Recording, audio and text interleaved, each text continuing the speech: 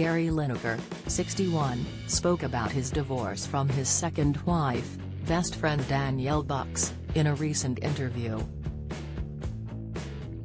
In April, Gary appeared as a guest on a BBC Sounds podcast where he opened up about his difficult breakup. The Match of the Day host was asked how he has been managing his emotions following his divorce from ex-wife Danielle in 2016.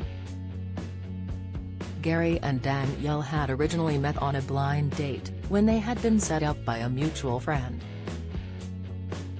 The former footballing star said it wasn't an easy process, but they remain close.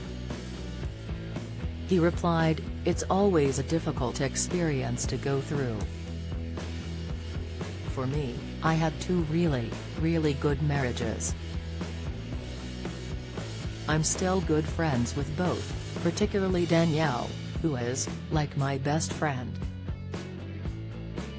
Gary was married to Danielle from 2009 to 2016, and there were reports that the marriage ended when they couldn't agree whether or not to start a family together. At the time, he tweeted, "Thank you all for your kind words. At Danielle and I had many wonderful years together. We remain very close and the greatest of friends." The 61-year-old told podcast host, Tony Bellew, "There's no anger involved. Thankfully." Actress and model Danielle shares daughter Romy, 4, with husband Nate Greenwald and has 20-year-old Ella from a previous relationship. The broadcaster's first marriage was to Michelle Cocaine. Their marriage ended in 2006 and they share 4 sons. He was also asked about his feelings when his eldest son George, now 30, was diagnosed with leukemia as a baby. Gary told listeners how he went through heartbreak as well as dread during the terrifying experience. In October 2018, Gary tweeted in support of Stand Up to Cancer. He wrote, "My son, at George Lineker, was diagnosed with acute myeloid leukemia as a baby.